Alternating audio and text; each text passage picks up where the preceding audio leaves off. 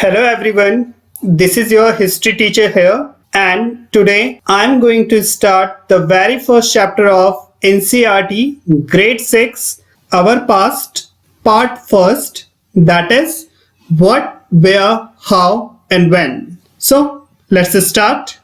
Students, but before moving on towards the chapter, it is necessary for all of you to understand that what is the meaning of history, as this is the new subject for all of you. So it is necessary for all of you to understand what is the meaning of history and what is the importance of history.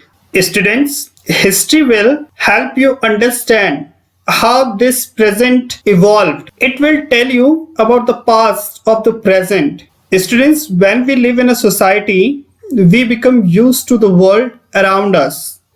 We begin to take that world for granted. We forget that life was not always the way we see it. Can you, for instance, imagine a life without fire? Can you think of what it is to live in a society where the cultivation of crops was unknown, or what it was to live at a time when road and railways didn't exist and yet people traveled long distances? History can take us into these past. History, in this sense, is an adventure. It is a journey across the time and space. It transports us into another world, another age in which people live differently. Their economy and society, their beliefs and faiths, their clothes and food, their settlements and buildings, their arts and crafts, everything was different. Students, but history is not just about the past, it is about the present also. The society we live in has been fashioned by those who came before us. The joys and sorrows of their daily lives, their attempt to grapple with the problems of their time, their discoveries and inventions slowly transformed human societies. Students, all these changes were often so gradual, so seemingly small, that their impact was not noticed by the people at that time. Only later, when we return to the past, when we study history, can we begin to see how these changes happened, and we can observe their long-term effect. Students, by reading history, you will understand how the modern world has emerged over long centuries of development. So, students, it is necessary for all of you to learn the importance of history in your life. Students, as you see here, this is the session plan of your chapter number 1, and in your chapter number 1, we are going to discuss all these topics here. First of all, we will discuss and learn what can we know about the past. Secondly, we will discuss and learn where did people live, means during the past times where people used to live. Thirdly, we will discuss what is inscriptions and what is the importance of inscriptions in Indian history. Next, we will learn what is archaeology and what is the importance of archaeology in history. Lastly, we will discuss what do dates means, or what is the importance of dates in Indian history. So let's start. So firstly, what can we know about the past? Students, almost everything we can know about the past, but there is a question that what are these things? Students, we can know about the past like eating habits of the people that they used to have. Secondly, we know the kind of the clothes they used to wear and the kind of the houses they used to live in, and the lives of the different peoples, hunters, herders, farmers, rulers, merchants, priests, etc. used to live in, means how they used to live their life at that time. And we can also know that what kind of games they used to play, what kind of stories they used to hear, what kind of songs they used to sing at their leisure time, means to say what kind of things they used to do in their leisure times.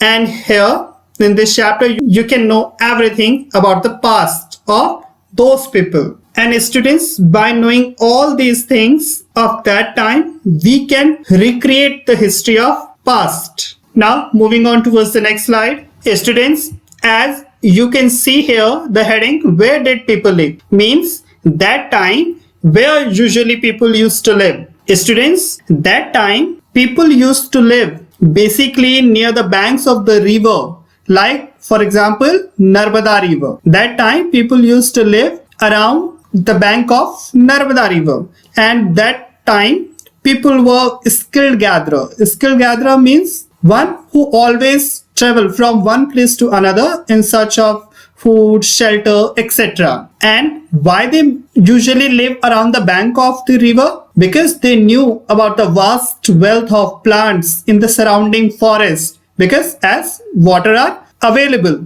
So they used to collect roots, fruits and other forest produce for their food. And sometimes they also hunted animals too. Students, that time people also used to live around Suleiman Mountains and Kirthar Hills. These two are basically in the northwest directions. That time man and woman first started growing crops in this area. This area means Suleiman and Kirthar Hills, and they reared animal as well. And students, those areas, means to say Suleiman and Kirthar Hills, were the areas where men and women first began to grow crops like wheat, barley around 8,000 years ago. And students, and the places where people first grown rice are to the north of the Vindhyas. Students, the Vindhyas is a complex, discontinuous chain of mountain ridges, hill ranges, highlands and plateaus, escarpments in west central India. Means to say Vindhyas mountain range are basically in the west central part of India, and this is the place where people first used to grow rice. And students, about 2500 years ago, people developed cities on the banks of the Ganga and its tributaries, and also along the sea coast, because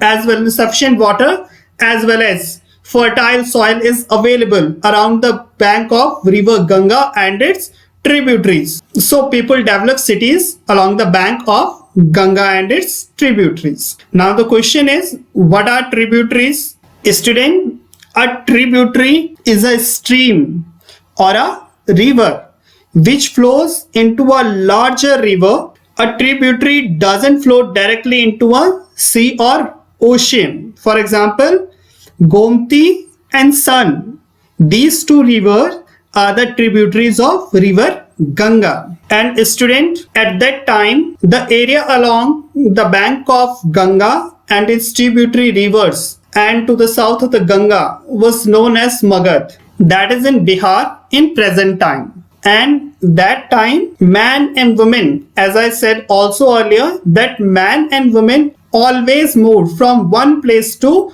another for their livelihood or in search of shelter, food, etc. And when they move from one place to another along the bank of the Ganga and its tributary, they also have to escape themselves from the natural disasters like flood or droughts. And just because of these movements of people from one place to another, that time it enriched our culture tradition. And when these people moved from one place to another, they shared their new ways of carving stone, composing music, and even cooking food over several hundred of years from one place to another. Now let's move on to the next slide.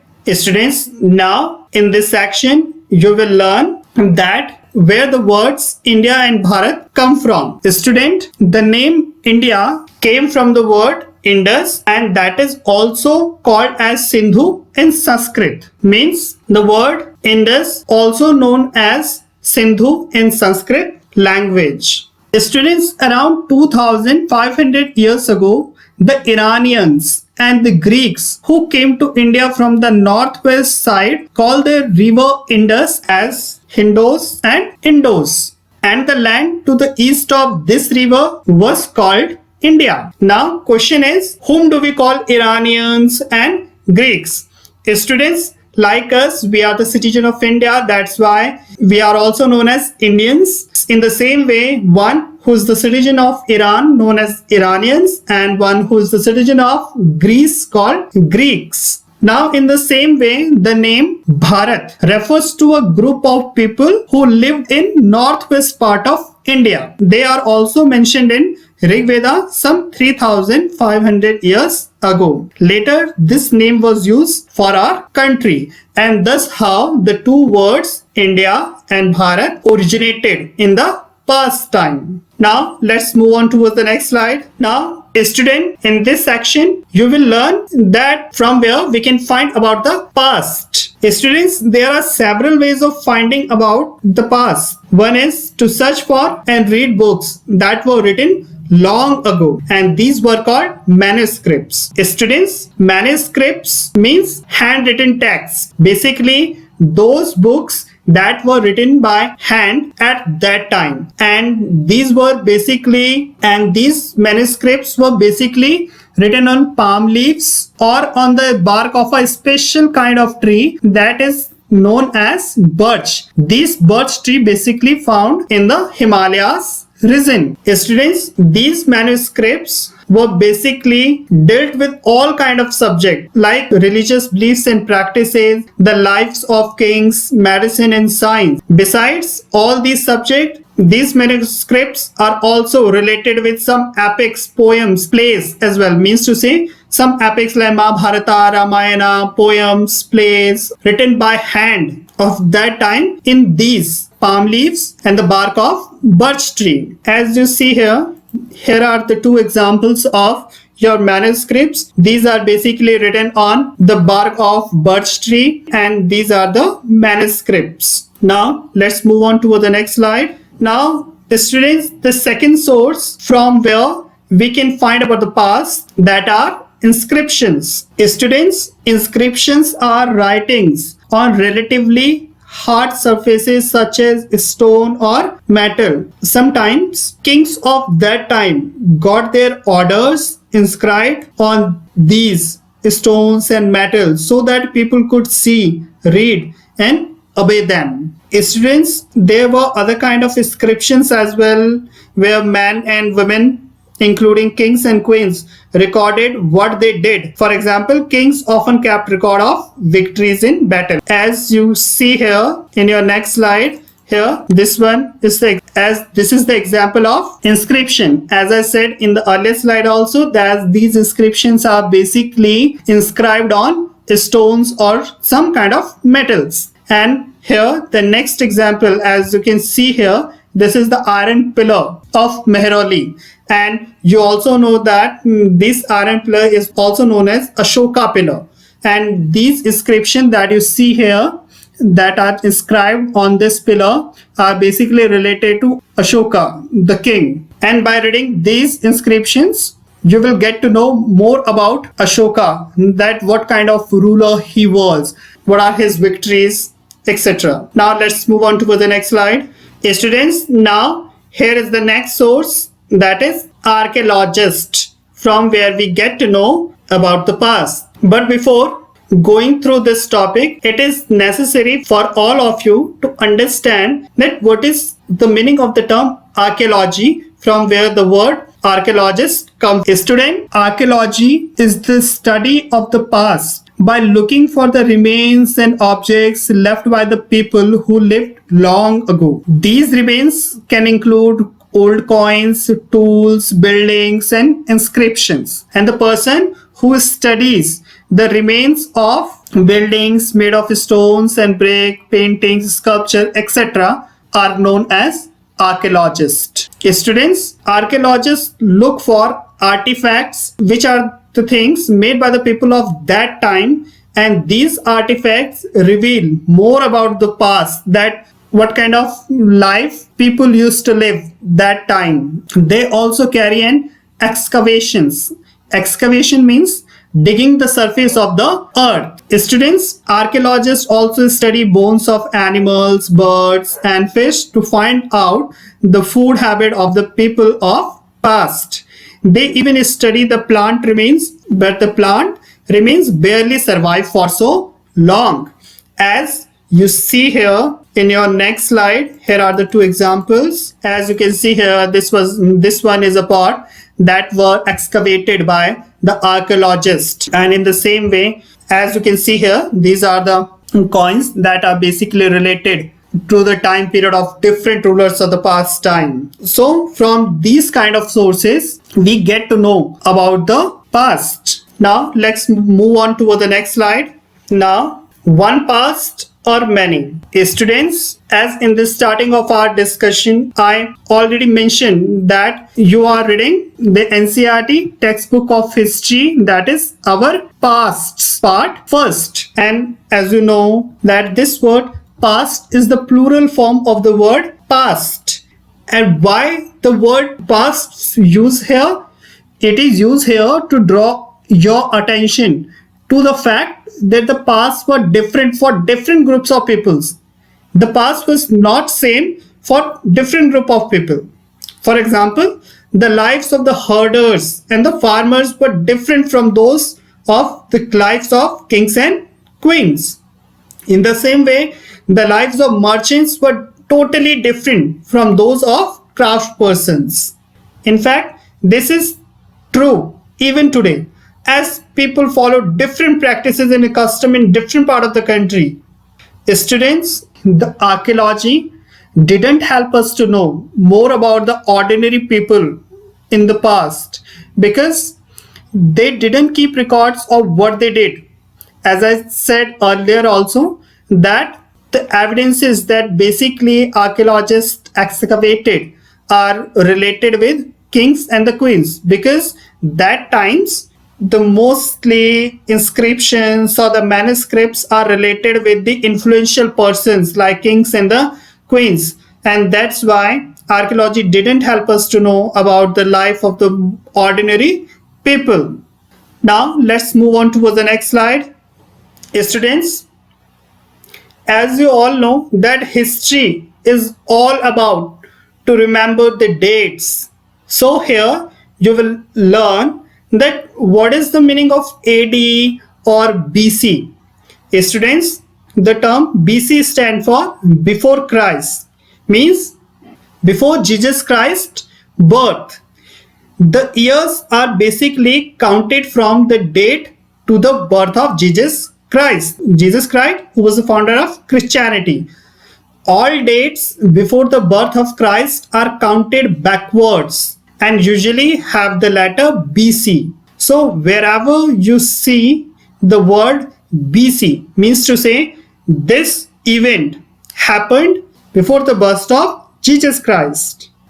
And in the same way, the word AD, AD means Anno Domini, or after the death, or in the year of the Lord. So students, in your whole book, wherever you see the word AD after dates like 2020 AD, means this event happens after the death of Jesus Christ. Students, sometimes capital CE is used instead of AD and BCE used instead of BC.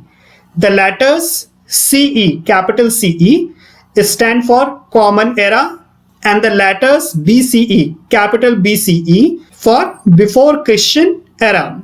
We use these terms because the Christian era is now used in most countries of the world. In India, we begin using this form of dating from about 200 years ago.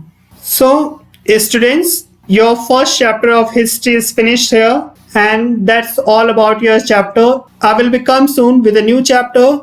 Till then, stay home, stay safe.